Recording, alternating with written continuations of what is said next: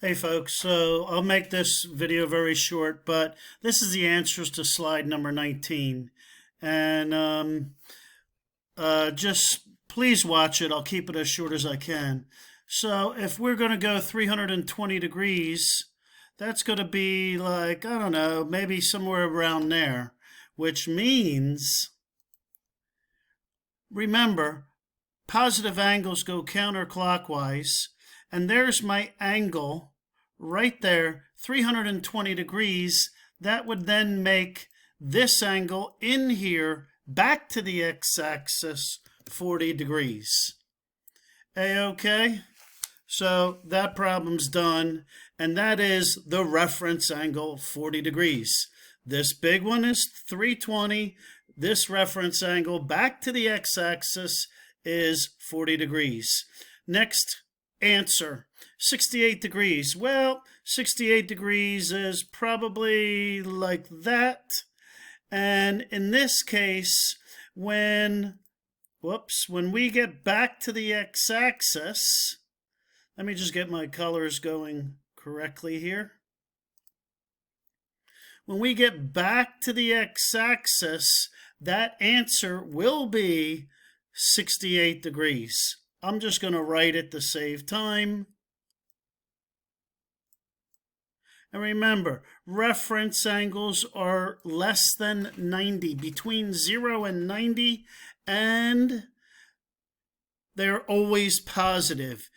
So to get us back to the x-axis, we've gone 68 degrees. That is the reference angle. Next question, 3 pi over 4. Now, if I was with you all springtime, now we're speaking another language. This is radians. This right here happens to be radians. 3 pi over 4, well, that's going to be splitting this quadrant exactly in half. That is a real nice one that you should automatically know. There's 3 pi over 4. And to get us back to the x-axis, it is pi over 4.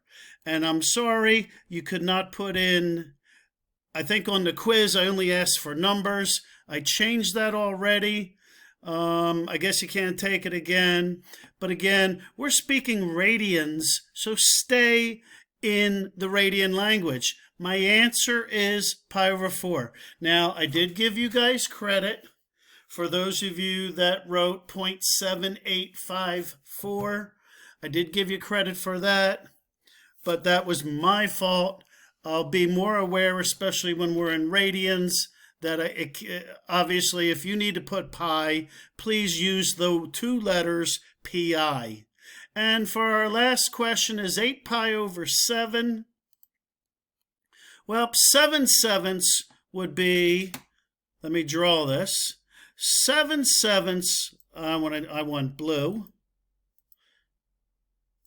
Right here is pi.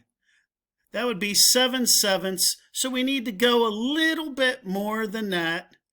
And I'll use this guy here, just a little bit more. So this happens to be 8 pi over 7.